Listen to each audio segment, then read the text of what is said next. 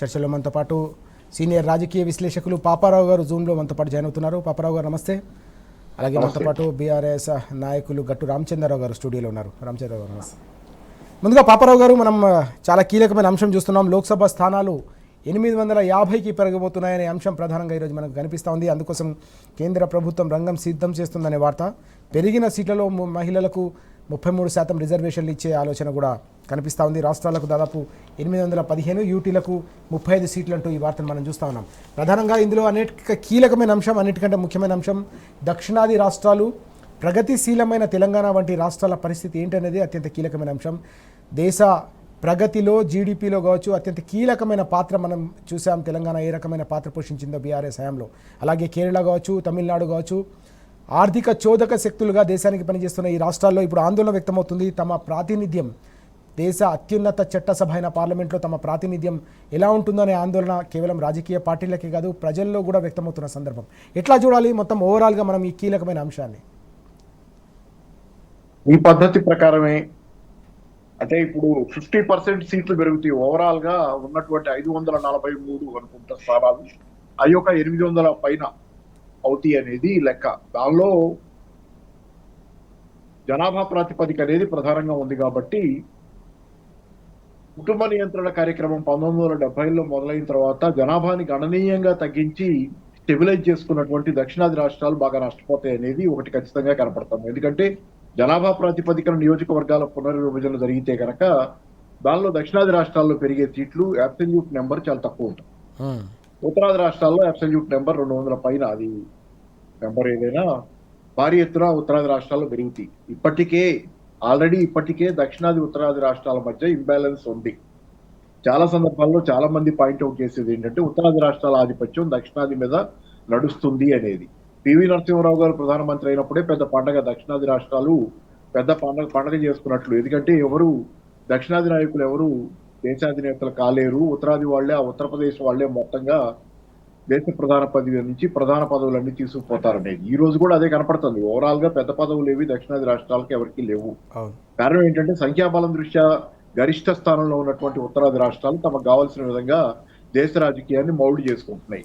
కానీ అభ్యుదయ పరంగా, ప్రగతి పరంగా, దేశ జీడిపి కంట్రిబ్యూషన్ పరంగా చూసుకుంటే దక్షిణాది రాష్ట్రాలది 53% ఏదో ఉంది. మహారాష్ట్ర కూడా కలుపుకొని దక్షిణాదిలో కలుపుకుంటే ఓవరాల్ ఇక్కడ ఉన్నటువంటి తమిళనాడు, కేరళ, కర్ణాటక, ఆంధ్రప్రదేశ్, తెలంగాణ ఇవన్నీ కలిపి మహారాష్ట్ర కూడా కలిపితే 53% దాకా ఆ పైన కూడా కావచ్చు కొంత. జీడిపికి దేశంలో వీళ్ల కంట్రిబ్యూషన్ ఉంది. మిగతా అన్ని రాష్ట్రాలు కూడా కలిపి, 5-6 రాష్ట్రాలు, మిగతా 20-25 రాష్ట్రాలు కలిపి కూడా ఆ మిగతా 47% జీడిపి. అంటే ఇంత ప్రగతిశీల రాష్ట్రాలు అన్నిట్లో అగ్రగాములుగా దేశ ప్రభుత్వాలు ఇచ్చినటువంటి ఎజెండాను అమలు జరపడంలో, కుటుంబ నియంత్రణ ఎజెండా దగ్గర నుంచి ఆర్థిక ఎజెండాని కానీ అమలు జరపడంలో కానీ, అభివృద్ధి సాధించడంలో కానీ అగ్రగాములుగా ఉన్న రాష్ట్రాలు. అందులో ముఖ్యంగా తెలంగాణ సంగతి మనకు తెలిసిందే. గత 10 ఏళ్ల కాలంలో, 12 ఏళ్ల కాలంలో, సరే ఈ రేవంత్ రెడ్డి పాలన ఎటుకూడి తీసేయచ్చు, ఇది లెక్కలోకి రాదు. తెలంగాణ తిరోగమనంలో ఉంది. అంతకుముందు కేసీఆర్ గారి 10 ఏళ్ల కాలంలో తెలంగాణ సాధించిన అపూర్వమైనటువంటి అభివృద్ధి, దేశంలో ధాన్యం గింజల ఉత్పత్తి దగ్గర నుంచి, విద్యుత్ వినియోగం దగ్గర నుంచి, పర్ క్యాపిటల్ ఇన్కమ్ దాకా దేశంలో రికార్డులు బద్దలు కొడతా ముందుకెళ్ళింది తెలంగాణ. అర్బనైజేషన్ లో కూడా తెలంగాణ చాలా పెద్దపీట. దేశంలో అర్బనైజేషన్ వేగంగా జరుగుతున్న రాష్ట్రాల్లో తెలంగాణ ఒకటి. వేగంగా నగర ప్రాంతాలు పెరుగుతుంది. అట్లాంటి రాష్ట్రం ఈ రోజు సీట్లు కోల్పోయే పరిస్థితి. సీట్లు కోల్పోవడం అంటే తగ్గవు, సీట్లు పెరుగుతాయి. కానీ ఉత్తరాది రాష్ట్రాలు పెరిగిన ప్రపోర్షన్ చూస్తే దానికంటే తక్కువ. కానీ ప్రభుత్వం ఏం చెబుతుంది, పార్లమెంట్ లో వాళ్ళు మాట్లాడుతుంది 50% పెరుగుతాయి, అందరికీ 50% అని. కానీ అక్కడ చూడాల్సింది 50% కాదు. ఉత్తరాదిలో 50%, దక్షిణాదిలో 50% లెక్కలో మాట్లాడుతున్నారు వాళ్ళు. చూడాల్సింది అబ్సల్యూట్ నెంబర్. మీరు 10 ఉన్న చోట 50% అంటే 5 అవుతాయి, 100 ఉన్న చోట 50% అంటే 50 అవుతాయి. ఇట్లా అబ్సల్యూట్ నెంబర్ ని చూడాలి. అబ్సల్యూట్ నెంబర్ పరంగా ఉత్తరాది రాష్ట్రాల ఆధిపత్యం పెరిగిపోతే దక్షిణాది రాష్ట్రాలకు అసలు వాయిస్ లేకుండా అయిపోతే ఏ పార్టీ అయినా పరిపాలించడం ఉండే. దక్షిణాది రాష్ట్రాల్లో రకరకాల పార్టీలు ఉన్నాయి. ఇక్కడ కూడా స్థానిక ప్రాంతీయ పార్టీలు అయ్యి ఆంధ్రప్రదేశ్, తెలంగాణలో ఉన్నాయి, ఇతర చోట్ల ఉన్నాయి. ఏ పార్టీ అయినా పరిపాలించండి, కానీ రాష్ట్రాలకు అన్యాయం జరిగినప్పుడు ఏ పార్టీ పరిపాలించినా అది కూడా చేయగలిగింది ఏమి ఉండదు. కాబట్టి ఏంటంటే ఇది సమిష్టిగా పోరాడాల్సిన అంశంగా ఇది ఈ సీట్ల పెంపకం ఇది అనేది పెంపకమే కాదు, దక్షిణాది రాష్ట్రాలకు జరుగుతున్న అన్యాయం, దారుణమైన అన్యాయం. ఈ రకమైనటువంటి దీన్ని ఒక్క ఇంచు కూడా ముందుకు కదలనివ్వకూడదు అనేది మాత్రం నిజం ఈ కార్యక్రమాన్ని. ఎందుకంటే మీరు స్టాలిన్ ఈ విషయంలో, తమిళనాడు స్టాలిన్ చాలా మహోద్ధృతమైన ఉద్యమమే చేస్తాం, ఇట్లాంటివి జరిగితే మేము ఊరుకోమని చెప్పి ఆయన చెప్పడం కానివ్వండి. అందుకని నేషనల్ పార్టీలు మరి దీన్ని ఎలా, కాంగ్రెస్ పార్టీ నేషనల్ పార్టీ, అది ఎలా రియాక్ట్ అవుతుంది నేషనల్ లెవెల్లో అనేది కూడా చూడాలి. నేషనల్ పార్టీలు వాళ్ళకేం ఫరక్ పడినట్టు ప్రవర్తిస్తాయా, వాళ్ళకు కూడా ఇది ఇంపార్టెంట్ అనుకుంటే చూడాలి. ఇంకా ఆ మాటకు వస్తే కాంగ్రెస్ పార్టీకి మిగిలిన కాస్త పునాదంటూ తెలంగాణ, ఆంధ్రప్రదేశ్, ఆ దక్షిణాది రాష్ట్రాల్లోనే కాస్త వాటికి వాళ్ళకి పునాది ఉంది. మిగతా ఉత్తరాది రాష్ట్రాల్లో చాలా వరకు పునాది కోల్పోయారు. మరి అట్లాంటిది దక్షిణాది రాష్ట్రాల్లో వాళ్ళకి పునాది ఉంది కాబట్టి ఎంత మేరకు వీళ్ళు కదిలి ప్రతిపక్షాలతో పాటు ఈ విషయంలో ఎదురు పోరాటంలో నిలబడతారనేది చూడాలి. ఓవరాల్ ఏదేమైనా ఏంటంటే దక్షిణాది రాష్ట్రాలకు తీవ్రమైన న్యాయం, అది కూడా ముఖ్యంగా అభ్యుదయ ప్రోగ్రెసివ్ స్టేట్స్, అన్ని ప్రోగ్రెసివ్ స్టేట్సే, దానిలో మరీ ముఖ్యంగా అగ్రగామిగా ఉన్నటువంటి తెలంగాణ కానీ, లేకపోతే కేరళ ఇంకోటి కావచ్చు, తమిళనాడు కావచ్చు, వీళ్ళకి జరగబోతుంది ఏంటనేది ఒక ప్రధానమైన ప్రశ్నగా ఖచ్చితంగా ముందుంటది. ప్రజలు కూడా అప్రమత్తం అవ్వాలి ఈ విషయంలో. ఇదేదో రాజకీయ నాయకులు మాత్రమే నిర్వహించుకునే వ్యవహారం కాదు. రేపు పొద్దున దక్షిణాది నష్టపోతే ఇక్కడ మొత్తం ప్రజానీకం మొత్తానికి, ఎందుకంటే హిందీ, హిందూస్తాన్ అని చెప్పి బీజేపీ పొద్దుగా మాట్లాడుతుంది, హిందీ, హిందూస్తాన్ అని. దానిలో భాగంగా హిందీని రుద్దే ప్రయత్నం ఒకటి చేశారు, అదొకటి కొంత జరిగింది. ఇప్పటికీ కొంత దాని ప్రయత్నం జరుగుతూనే ఉంది. అలాగే హిందూ, సరే అది వాళ్ళ బేసిక్ ఇది హిందూస్థాన్, సరే ఇదంతా మొత్తం మోసపోతగా ఉత్తరాది మోసపోతలో దక్షిణాదిని తయారు చేసే ప్రయత్నం. కర్ణాటకలో కూడా దీని మీద హిందీకి వ్యతిరేకంగా ఉద్యమం లాంటిదే వచ్చింది ఒక రకంగా. అంటే నేనే ఉద్యమాలు రావాలని చెప్పడం లేదు, కానీ మీరు బలవంతంగా ఏది రుద్దద్దు. మరి ఆ మాటకు వస్తే ఉత్తరప్రదేశ్ రాష్ట్రంలో వాళ్ళు మరి దక్షిణాదికి వచ్చి పనిచేసుకుంటున్నారు, బీహార్ వాళ్ళు ఇక్కడికి వచ్చి పనిచేసుకుంటున్నారు. వాళ్ళు కూడా నేర్చుకోవాలి కదా స్థానిక భాషలు. అందరికీ ఒకళ్ళ భాష ఒకళ్ళు నేర్చుకోవాలి. హిందీ మనం నేర్చుకోవాలి, వాళ్ళు కూడా దక్షిణాది భాషలు. అంతేగాని ఏకపక్షంగా ఆ భాష నేర్చుకోవాలి, ఇతర ఇంకే భాష దేశంలో సాగదంటే కుదరదనేది. అట్లాగే ఇది కూడా ఒక రకమైనటువంటి మోసపోతగా దేశాన్ని ఉత్తరాది మోసపోతలు తీసుకెళ్లాలనే ప్రయత్నం చేస్తే ఖచ్చితంగా దాని మీద మాత్రం వ్యతిరేకత బాగా తీవ్రంగా వస్తుంది.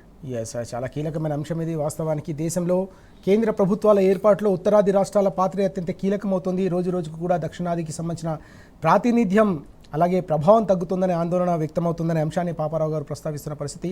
ఇందుకే అత్యంత కీలకమైన ప్రగతిశీలమైన తెలంగాణ వంటి రాష్ట్రాలు బీఆర్ఎస్ హయాంలో 10 ఏళ్ల పాటు ఒక ప్రగతిశీల రాష్ట్రంగా తెలంగాణ ఎదిగిన నేపథ్యంలో ఇలాంటి రాష్ట్రాలకు సంబంధించిన ప్రాతినిధ్యం తప్పకుండా పెరగాల్సిన అవసరం ఉంది. దక్షిణాది రాష్ట్రాలకు సంబంధించిన ప్రాధాన్యత కూడా పెరగాల్సిన అవసరం ఉంది, ప్రాతినిధ్యం పెరగాల్సిన అవసరం ఉందనే అంశాన్ని పాపారావు గారు వ్యక్తం చేస్తున్న విషయాలు ఇప్పటివరకు మనం చూసాం. రామచంద్రరావు గారు, దేశవ్యాప్తంగా కూడా ఇప్పుడు డీలిమిటేషన్ పైనే చర్చ జరుగుతున్న పరిస్థితి మనకు కనిపిస్తోంది. ప్రత్యేకమైన లోక్సభ సమావేశాలు చూస్తూ ఉన్నాం. లోక్సభ స్థానాలు 850కి పెంచాలన్న ఆలోచన. ఇందులో అన్నిటికంటే కీలకంగా దక్షిణాదికి సంబంధించిన ప్రాతినిధ్యం పైన ఇప్పుడు అందరిలో కూడా ఆందోళన వ్యక్తమవుతుంది. దేశ ప్రగతిలోనే అత్యంత కీలకమైన పాత్ర బీఆర్ఎస్ హయాంలో చూసినాం. ప్రగతిశీల రాష్ట్రంగా దేశానికి అన్నం పెట్టే స్థాయిలో తెలంగాణ ఎదిగిన సందర్భం. మన పరిస్థితి ఏంటి, మన ప్రాతినిధ్య పరిస్థితి ఏంటి అంటే ఏం చెప్తారు? దక్షిణాదికి జరుగుతున్న అన్యాయం, దానిపై వ్యక్తమవుతున్న ఆందోళన మనం ఎట్లా అర్థం చేసుకోవాలి? వాస్తవంగా మొదటి నుంచి కూడా దక్షిణాది రాష్ట్రాలకు ఒక ప్రత్యేకమైన పరిస్థితి ఉన్నది. అంటే సంపాదించేదేమో దక్షిణాది, అనుభవించేదేమో ఉత్తరాది అని ఒక పేరు ఉంది దానికి. జనరల్గా చూస్తే వరి ధాన్యం విషయంలో కూడా 20% పైన తడిచిపోయినా సరే పంజాబ్లో మాత్రం కొనాలనే కండిషన్ ఉంటుంది. అంటే దక్షిణాదిలో నీకు ధాన్యమే కొనుగోలుని తడిస్తే వదిలేస్తారు, కానీ అక్కడ 20% దక్షిణాది తీసుకుంటారు. అంటే దక్షిణాది రాష్ట్రాల మీద మొదటి నుంచి ఒక వివక్ష ఉన్నది. ఇక్కడ కూడా చూస్తే బిల్లు పెట్టిన సందర్భం, బిల్లు తీరు, ఇవన్నీ కూడా దక్షిణాదికి నష్టం తెస్తాయి అనేది మనకు కనపడుతూ ఉంది. అంటే ఇప్పుడు ఈ రాష్ట్రాలలో ఎన్నికలు జరుగుతున్న సందర్భంలో ఈ బిల్లు తేవడం, ఈ బిల్లు తెచ్చిన తర్వాత బిల్లు మీద కాంగ్రెస్ పార్టీ లాంటి జాతీయ పార్టీ సంకోచించటం, అంటే పూర్తిగా వ్యతిరేకించలేరు, పూర్తిగా సమర్థించలేరు, ఆ విధంగా కొట్టుమిట్టాడుతూ ఉంది. ఎందుకంటే ఆ రాష్ట్రాల్లో ఎన్నికలు జరుగుతున్నాయి అనే పాయింట్లో వచ్చినాం. 850 సీట్లు అంటే పార్లమెంటు 50% పార్లమెంట్ సీట్లు పెరుగుతూ ఉన్నాయి, 850. కానీ అదే రాష్ట్రాల్లో నిన్నటి వరకు చర్చ జరిగినట్టుగా రాష్ట్రాల్లో కూడా 50% పెరుగుతాయి అనేది బిల్లు లేదు. ఆ 50% అనేది బిల్లు లేదు.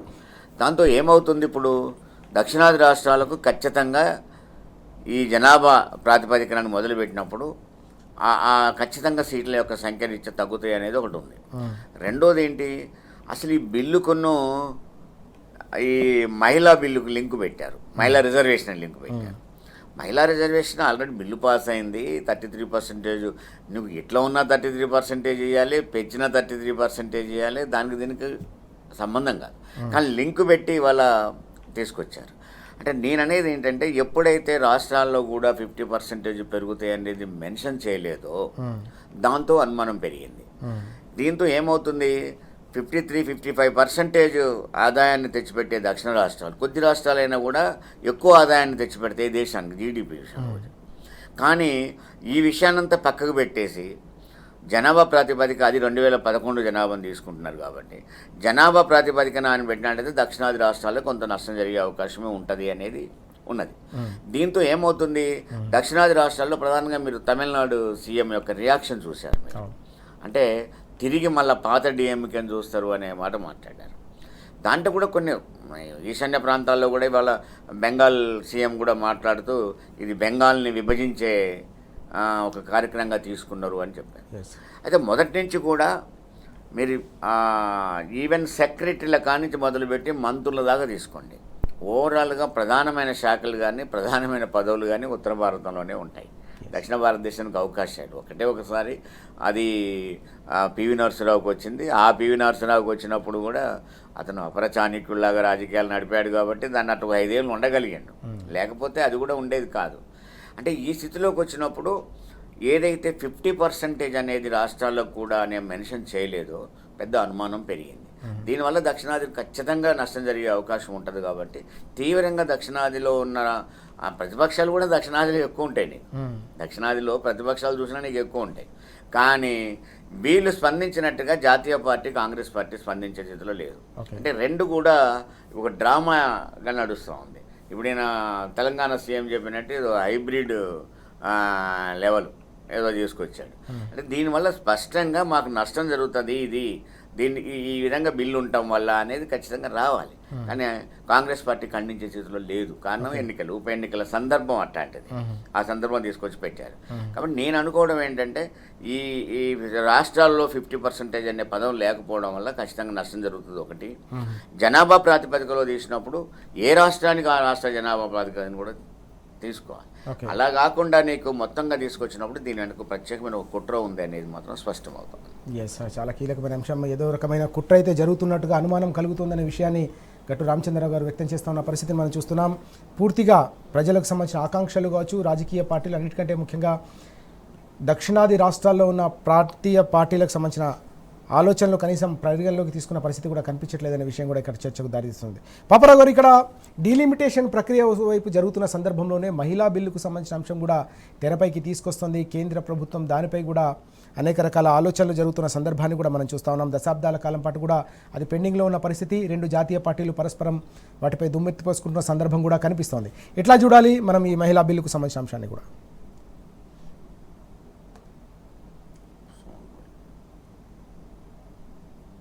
పాపారావు గారు, మహిళా మ్యూట్ తీసి మాట్లాడరా ప్లీజ్.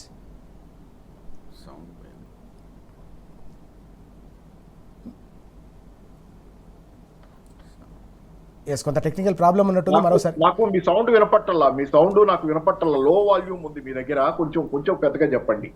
పాపారావు గారు, ప్రధానంగా డీలిమిటేషన్ ప్రక్రియ జరుగుతున్న సందర్భంలోనే మహిళా రిజర్వేషన్కు సంబంధించిన బిల్లు 33% రిజర్వేషన్లకు సంబంధించిన అంశాన్ని కూడా కేంద్ర ప్రభుత్వం తెరపైకి తీసుకొస్తున్న సందర్భాన్ని మనం చూస్తున్నాం. దశాబ్దాల పాటు ఇది ఏ రకంగా అత్యున్నత చట్టసభలో నలుగుతుందో మనం చూసాం. మహిళా లోకమంతా కూడా ఎదురు చూసిన సందర్భాన్ని కూడా మనం చూసాం.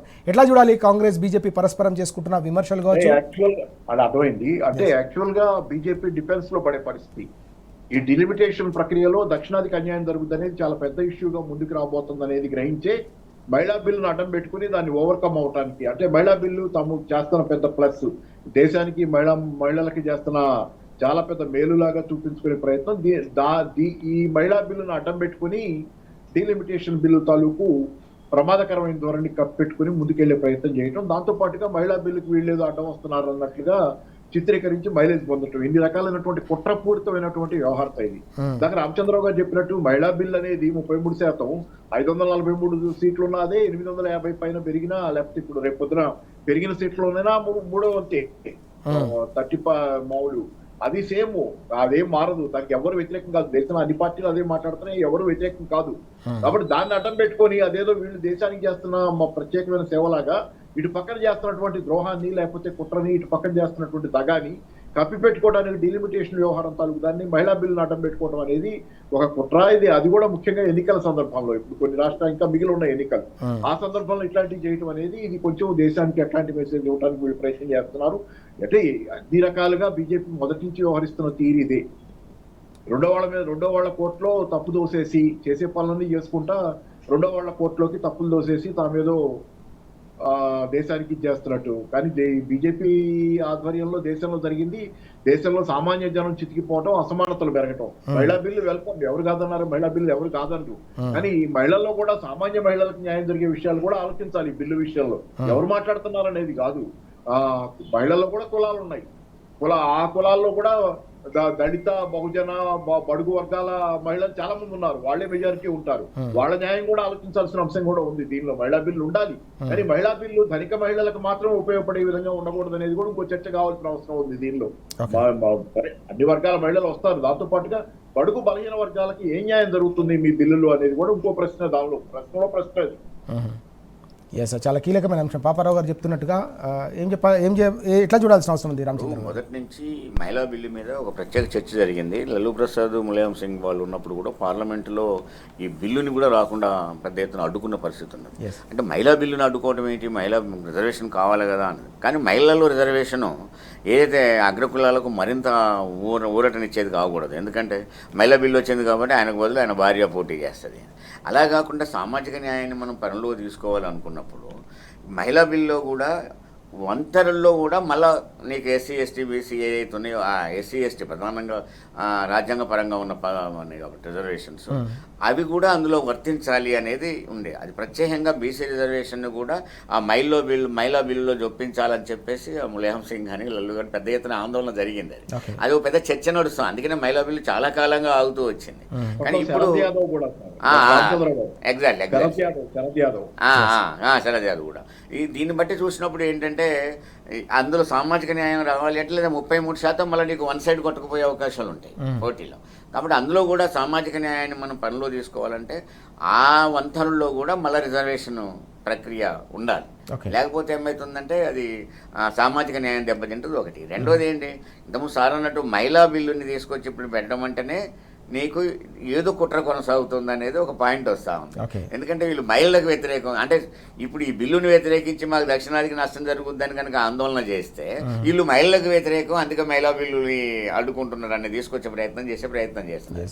అంటే ఒక భూషణ్ చూపెట్టేసి మరో దాన్ని తీసుకొచ్చే ప్రయత్నం చేస్తా ఉన్నారు. దీనికి కుట్ర అది. దాంతో రిజర్వేషన్కి మహిళా బిల్లు రిజర్వేషన్కు నీకు దీనికి డీలిమిటేషన్కి ఇప్పుడు సీట్లు వెళ్ళడానికి ఏముంది, నువ్వు ఏ ప్రాతిపదిక తీసుకుంటావు ఆ ప్రాతిపదికలో ఖచ్చితంగా దక్షిణాదికి న్యాయం జరగాలి. అక్కడ ఇక్కడ వాస్తవంగా ఇక్కడ కొట్టొచ్చినట్టు కనపడేది ఏంటంటే సంపాదించి పెట్టే దక్షిణాది రాష్ట్రాలు తిని కూర్చునేది ఉత్తరాది రాష్ట్రాలను మనం ముందుకు వస్తున్నప్పుడు నువ్వు దక్షిణాదిని చర్చలో తీసుకోకుండా వాళ్ళ అభిప్రాయాలు తీసుకోకుండా స్టాలిన్ అంత తీవ్రంగా స్పందించాడు అంటే ఇక్కడ రేవంత్ రెడ్డి స్పందించడానికి ఏమో కాంగ్రెస్లో ఉన్నాడు కాబట్టి జాతీయ రాజకీయాలు ముందుకు వస్తాయి. ఆ జాతీయ రాజకీయాలు ముందుకు వచ్చినప్పుడు ఇప్పుడు ఎన్నికలు జరుగుతూ ఉన్నాయి, ఈ సమయంలో ఏం చెప్తే ఏమైద్దో అని కన్ఫ్యూజన్ ఉండొచ్చు. కానీ స్టాలిన్ అలా స్పందించినట్టు దీని అర్థం ఏంటి, దక్షిణాదిన తీవ్రమైన నష్టం జరగబోతా ఉంది అనేది కనబడుతూ ఉంది. దీనికి కాంగ్రెస్ పార్టీ లాంటివి కూడా ముందుకు రావాలి. కాంగ్రెస్ పార్టీ బతికేది కూడా దక్షిణాదిలో ఉండే, దక్షిణాది తప్ప ఉత్తరాదిలో మొత్తం జీరో అయింది కాంగ్రెస్ పార్టీ. కాబట్టి ఇక్కడ మహిళా బిల్లుతో లింకు పెట్టేసి ఆ బిల్లును చూపెట్టి ఈ బిల్లుని స్పష్టత లేకుండా ఉండే బదులు ఖచ్చితంగా దక్షిణాది రాష్ట్రాలకు కూడా తగు ప్రాతినిధ్యం రావాలి అన్నప్పుడు దీనికి ప్రత్యేకంగా అంటే ఏ రాష్ట్ర జనాభా ఆ రాష్ట్రం తీసుకుంటామా ఎట్లా తీసుకుంటామా అని, కానీ దక్షిణాది రాష్ట్రాలకు మాత్రం ఖచ్చితంగా ప్రాతినిధ్యం పెరగాలి. చాలా ముఖ్యమైన అంశం ఇది. డీలిమిటేషన్ ప్రక్రియపై దక్షిణాదిలో వెల్లువెత్తుతున్న వ్యతిరేకత కావచ్చు, ఆందోళన నేపథ్యంలో దాన్ని దృష్టి మళ్లించేందుకు మాత్రమే తెరపైకి కేంద్ర ప్రభుత్వం మహిళా రిజర్వేషన్ల బిల్లును కూడా ఇందులో భాగంగానే తీసుకొస్తోంది. అయితే మహిళా రిజర్వేషన్ల విషయంలో కూడా సామాజిక న్యాయాన్ని పాటించాల్సిన అవసరం ఉందనే అభిప్రాయాన్ని పాపారావు గారు అలాగే గట్టు రామచంద్రరావు గారు కూడా బలంగా వినిపిస్తున్న సందర్భాన్ని మనం చూస్తూ ఉన్నాం. గట్టు రామచంద్రరావు గారు, ఇంతకుముందు మనం మాట్లాడుకున్నట్టుగా నిన్న వాస్తవానికి అంబేద్కర్ గారి జయంతి, భారత రాజ్యాంగ నిర్మాత అంబేద్కర్ గారి జయంతిని బీఆర్ఎస్ హయాంలో కూడా బీఆర్ఎస్ పార్టీ ఆధ్వర్యంలో కూడా పెద్ద ఎత్తున ఘనంగా నివాళులర్పించిన సందర్భం. ఈ క్రమంలోనే నిన్న కేటీఆర్ గారు కీలకమైన అంశాన్ని ప్రస్తావించారు. కాంగ్రెస్ డిఎన్ఏలోనే దళిత వ్యతిరేకత ఉంది. ఈ దేశంలో 75 ఏళ్ల స్వతంత్ర భారతావని చరిత్రలో ఇంకా కూడా దళితులు వెనుకబడి ఉన్నారు, పేదరికంలో మగ్గుతున్నారంటే దానికి ప్రధానమైన దోషి నంబర్ 1 విలన్ కాంగ్రెస్ పార్టీ మాత్రమే అని స్పష్టం చేసిన అంశాన్ని మనం ఎట్లా చూడాలి? అంటే వాస్తవంగా మీరు దేశ రాజకీయాల్ని మొదటి నుంచి చూసినట్టయితే దేశాన్ని ఎక్కువ కాలం పరిపాలించింది కాంగ్రెస్ పార్టీ, అంటే ఫ్రమ్ ద బిగినింగ్ పరిపాలన. ఎస్. అంటే అప్పటి నుంచి కూడా దళితుల పరిస్థితి ఎలా ఉండేదో ఒక్కసారి కనుక మనం చూసినట్టయితే ఉద్యమాలు పెరిగిన కొద్దీ ఎంతో సాధించుకున్నారు. కానీ అసలు రోడ్డు మీద నడవడానికి కూడా మన కాళ్ళకు ఈ తాటాకులు కట్టుకొని పోయిన పరిస్థితి ఉండేది. లేకపోతే వెనక ఒకటి ముంత లాంటిది కొండని ఇట్లా మెడకు తగిలించుకొని దన్నుమంటూ ఉమ్మొస్తే కుండలో ఊసుకోవాలి తప్ప దళితులు బయట వేయకూడదు. అలాంటి ఘోరమైన పరిస్థితిని కాంగ్రెస్ హయాంలో దళితులు చవి చూశారు. అప్పటి నుంచి ఇప్పటిదాకా కూడా ఈవెన్ రేవంత్ రెడ్డి మొన్న మాట్లాడినప్పుడు కూడా ఎన్నికలకు తర్వాత ఆయన గెలవగానే మాట్లాడిన మాటల్లో ఎస్టీల గురించి మాట్లాడుతూ ప్రధానంగా బంజారాల గురించి వాళ్ళు ఏముంది 1000 రూపాయలు ఇచ్చి మందు పోతే ఓట్లేస్తారు వాళ్ళదో లెక్క కాదని చెప్పిండు ఆయన. డైరెక్ట్ మాట్లాడాడు పేరు పెట్టి. అంటే ఎంత వ్యతిరేకత కొట్టొచ్చినట్టు కనపడుతుందో చూడండి. అంటే దేశంలో ఇవాళ ప్రపంచంలోనే భారతదేశం ఇవాళ ఒక చర్చల్లో ఉన్నది అంటే అది అంబేద్కర్ రాసిన రాజ్యాంగం. మన రాజ్యాంగానికి ఒక ప్రత్యేకత ఏంటంటే ఇతర దేశాలు కూడా దాన్ని ప్రశంసించే రాజ్యాంగం. ఆ రాజ్యాంగం కనుక లేకపోతే దళితులు మరింత ఏదో నేను మొదట చెప్పిన స్థితినే కొనసాగుతూ ఉండేది. అంబేద్కర్ రాజ్యాంగంలో ప్రత్యేకతని ఈ రిజర్వేషన్స్ కానివ్వండి, లేకపోతే వాళ్ళకు కొన్ని హక్కులు కానివ్వండి, ఇవన్నీ తీసుకొచ్చిన దాంట్లో అంబేద్కర్ ప్రధానంగా. అందులో తెలంగాణ ప్రత్యేకంగా ఏం చూస్తుందంటే అంబేద్కర్ని ప్రథముడిగా చూస్తుంది. ఎందుకంటే ఆయన రాసిన రాజ్యాంగం ద్వారానే తెలంగాణ వచ్చింది, లేకపోతే తెలంగాణ వచ్చేది కదా. ఆర్టికల్ 3 నీకు ప్రకారంగా నీకు తెలంగాణ వచ్చిందంటే ఆ ఆర్టికల్ 3 రాజ్యాంగంలో ఉంది, రాజ్యాంగం అవకాశం కల్పించింది. లేకపోతే ఏమని ఉండేది, అప్పటిదాకా ఉన్న రాష్ట్రంలో ఉన్న అసెంబ్లీ తీర్మానం చేస్తే తప్ప ప్రత్యేక రాష్ట్రం రాకూడదని ఉండేది. దాన్ని ఇప్పుడు ఏమైపోయింది, ఇది ఆర్టికల్ 3 ప్రకారంగా అసెంబ్లీ తీర్మానం లేకపోయినా సరే రాష్ట్రం ఏర్పాటు చేయొచ్చు అన్న దాంగా తెలంగాణ ఉద్యమం పెద్ద ఎత్తున జరిగినప్పుడు తెలంగాణ వచ్చింది. కాబట్టి తెలంగాణ ఉద్యమం కానీ చేసిన తెలంగాణ ఉద్యమకారులు కానీ అసలు తెలంగాణ ప్రజలు కానీ అంబేద్కర్ని ప్రథమంగా చూస్తారు.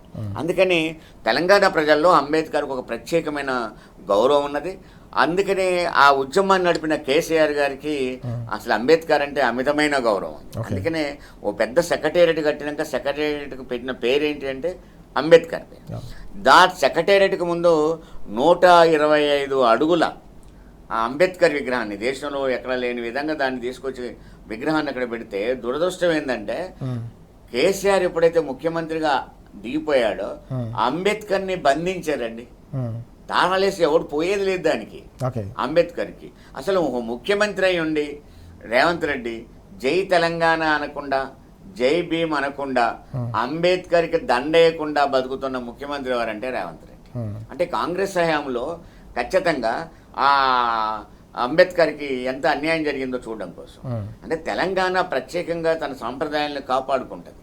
ఇప్పుడు బతుకమ్మ విగ్రహాన్ని కూడా అక్కడ తెలంగాణ తల్లి విగ్రహాన్ని కూడా తీసి రాజీవ్ గాంధీ విగ్రహాన్ని పెట్టడానికి శంకుస్థాపన చేసిన దాన్ని తీసేసి రాజీవ్ గాంధీ విగ్రహం పెట్టారు అంటే దాన్ని బట్టి మనకి ఏమర్థం అవుతుంది, తెలంగాణ ప్రజలన్నా, తెలంగాణ సంస్కృతి అన్నా, తెలంగాణ నమ్మే అంబేద్కర్ అన్నా, తెలంగాణలో ప్రథమంగా గౌరవించబడాల్సిన ఎస్సీ ఎస్టీలు ప్రధానంగా దళితులన్నా వీళ్ళని ఎప్పుడు కూడా అతను కాంగ్రెస్ పార్టీ చూడలేదు, ఒక పద్ధతిగా చూడలేదు. ఏమనుకంటే ఓట్ బ్యాంక్ లాగా చూసింది, ఓట్ బ్యాంక్ లాగానే చూసింది వాళ్ళని. అంటే మొదటి నుంచి కూడా దాని డిఎన్ఏలోనే ఖచ్చితంగా దళిత వ్యతిరేక డిఎన్ఏ కాంగ్రెస్ పార్టీది. మీరు మొదటి నుంచి చూసినా కూడా ఇప్పటికి కూడా చూడండి. మీరు నిన్న అంబేద్కర్ జయంతి జరుగుతూ ఉన్నది, మహబూబాద్ జిల్లాలో అంబేద్కర్ విగ్రహాన్ని ధ్వంసం చేశారు. తెల్లారి జయంతి జరగాలి, రాత్రి విగ్రహాన్ని ధ్వంసం చేశారు. అంటే నాకు తెలిసి అంబేద్కర్ జయంతి నాడు అంబేద్కర్ విగ్రహాన్ని ధ్వంసం చేసిన చరిత్ర కాంగ్రెస్ హయాంలోనే కనబడుద్ది మనకు. అందుకని మొదటి నుంచి కూడా నిన్న కేటీఆర్ అన్నట్టు దాని డిఎన్ఏలోనే అది ఉంది.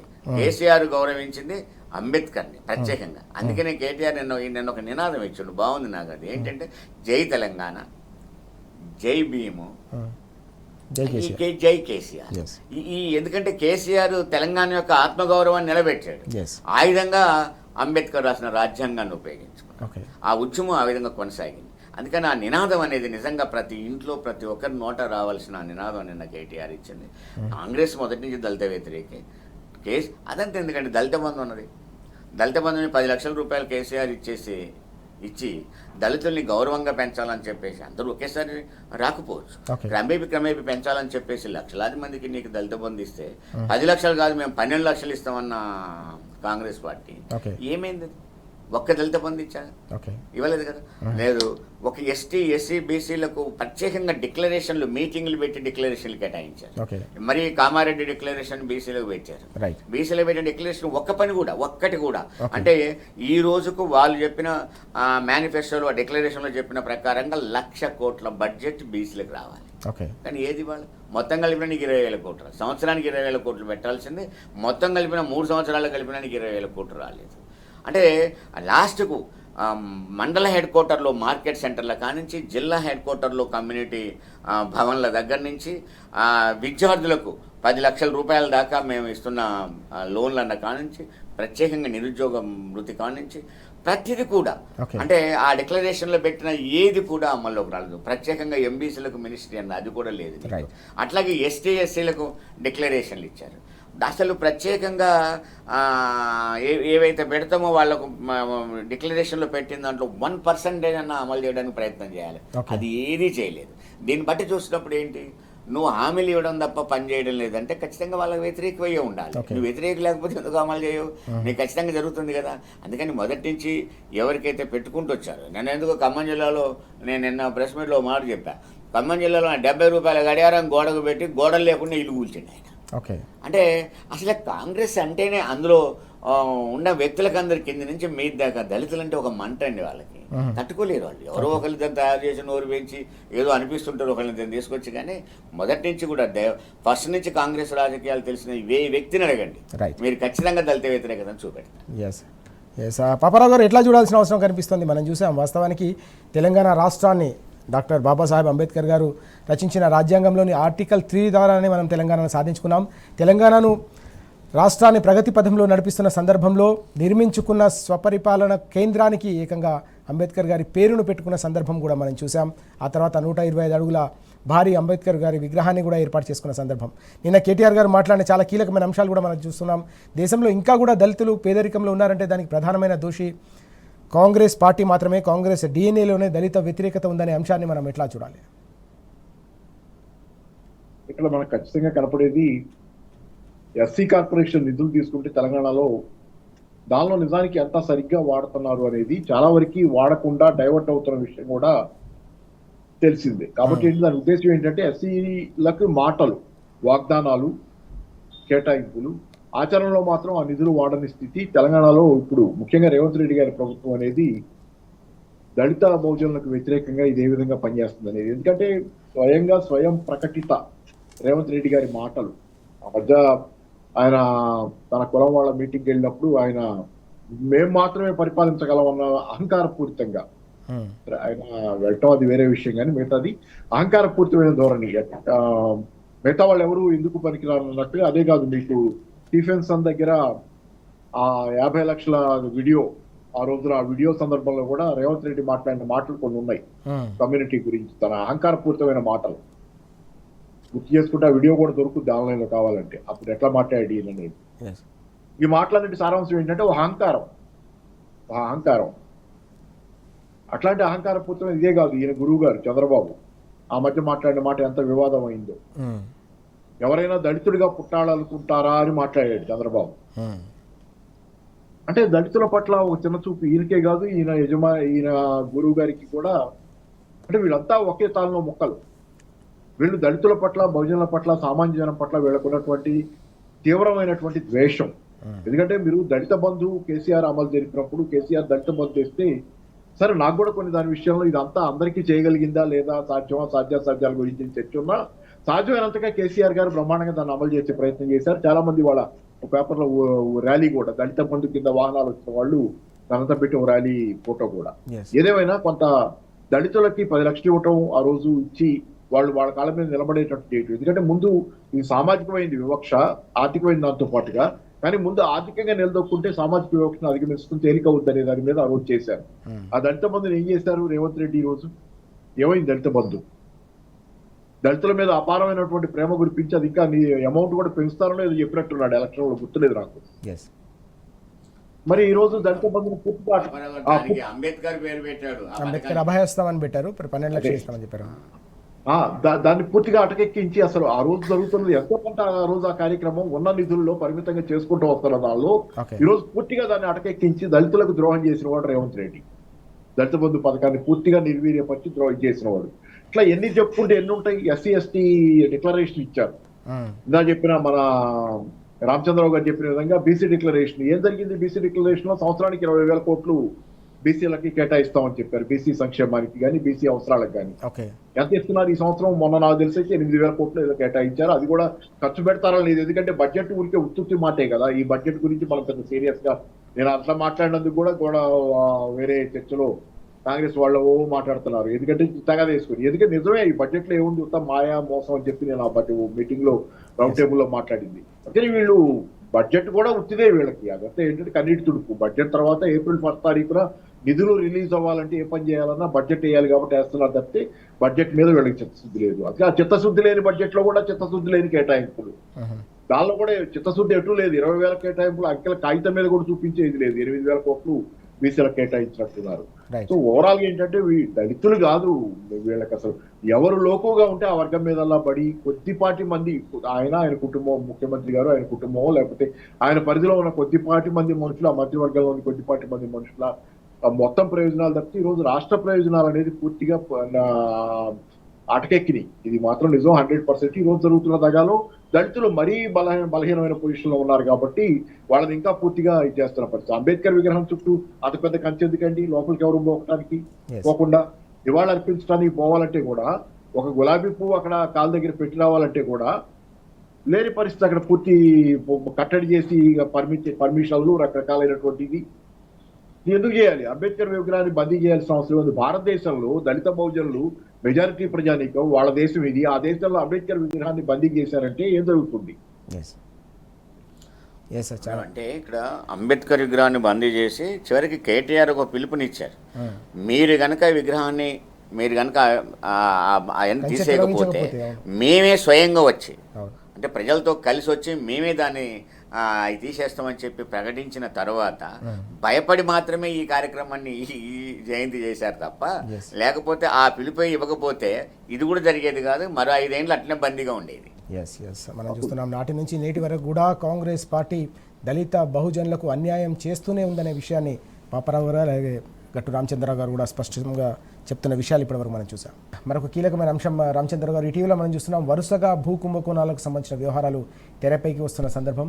బీఆర్ఎస్ హయాంలో నాదర్గుల్ భూములతో పాటుగా అన్ని భూములకు సంబంధించిన వ్యవహారం.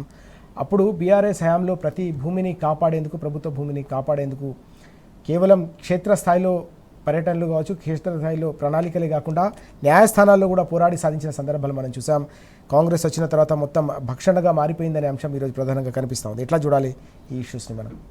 మనకు కాంగ్రెస్ గవర్నమెంట్ అధికారంలోకి వచ్చిన తర్వాత స్పష్టంగా ఒక చర్చలో ఉంటున్నది ఏంటంటే, ఒక పని చేసి నేను ఈ పని చేసినా అని చర్చలో లేదు. అది ఏ పని చేస్తూ ఉంది అంటే విధ్వంసం చేస్తూ ఉంది. అంటే ఒక ఇల్లు కూలగొట్టి చర్చకు వస్తూ ఉంది. ఇప్పుడు ఈ హైడ్రా లాంటిది పెట్టేసిన తర్వాత ఇల్లు కూలగొట్టి చర్చకు వస్తాను.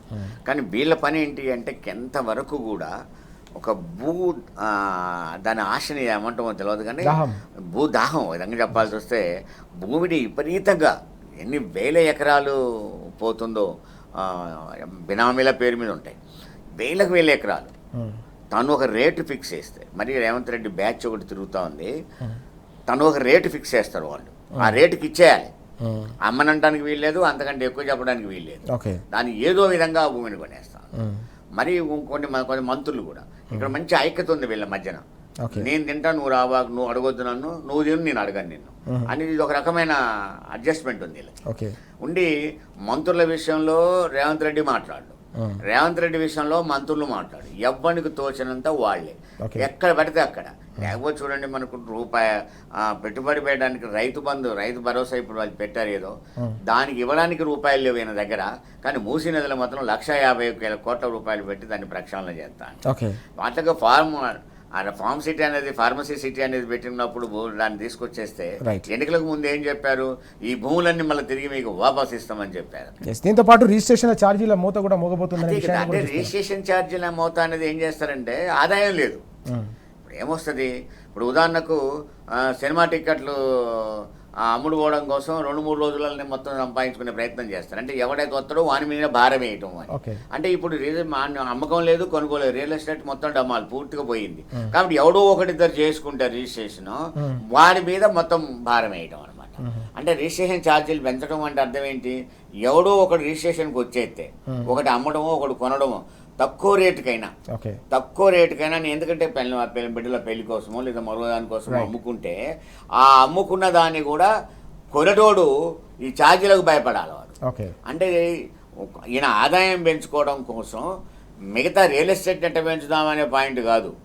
ఒకరిద్దరు ఉంటే పనిలో ఉంటే ట్రాన్సాక్షన్ జరిగితే దాని మీద మోగించడం ఎట్లా అని ఆలోచిస్తున్నారు తప్ప ఎంతవరకు ఈజీ మెథడ్తో గుంజుకోవాలి, ఈజీ మెథడ్తో సంపాదించుకోవాలి.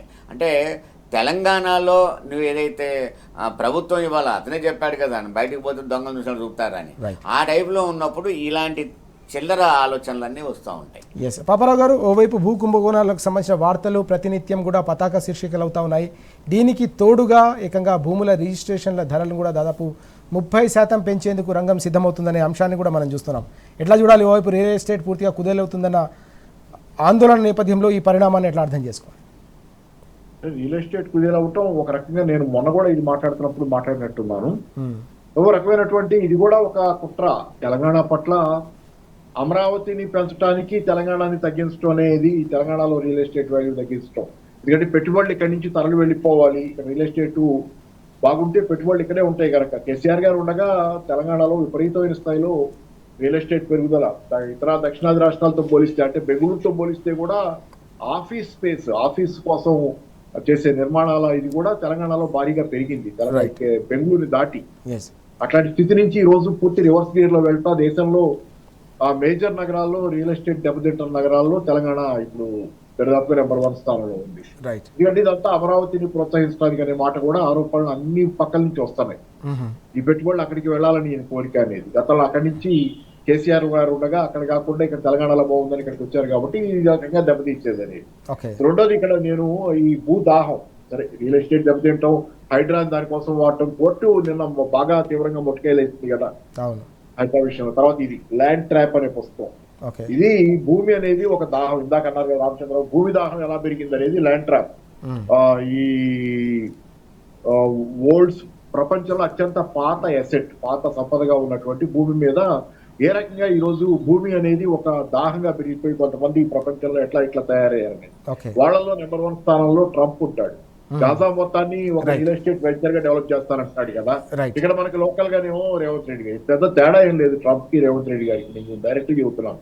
ఎందుకంటే ట్రంప్ కూడా ఇలాగే ఇష్టానుసారం ఏదంటే అది మాట్లాడతాడు, అబద్ధాలు ఉంటాయి దానిలో చాలా వరకు. రేవంత్ రెడ్డి గారు కూడా అంత మీద అంతర్జాతీయంగా రియల్ ఎస్టేట్ స్థాయి ట్రంప్ది, లోకల్ రియల్ ఎస్టేట్ స్థానికంగా తెలంగాణ వరకు రేవంత్ రెడ్డి గారిది అనేది మీరేమి తేడా లేదు. గమనించండి, తేడా పోకడల్లో కానీ మాటల్లో కానీ ఏ తేడా కనపడదు మీకు. అంతర్జాతీయం స్థానికం అంతే.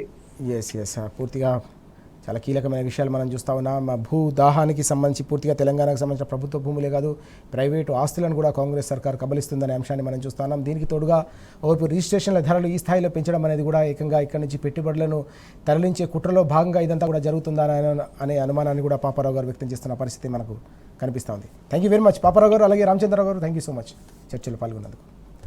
ఇది వాటి వార్తలు వాస్తవాలు. నమస్తే.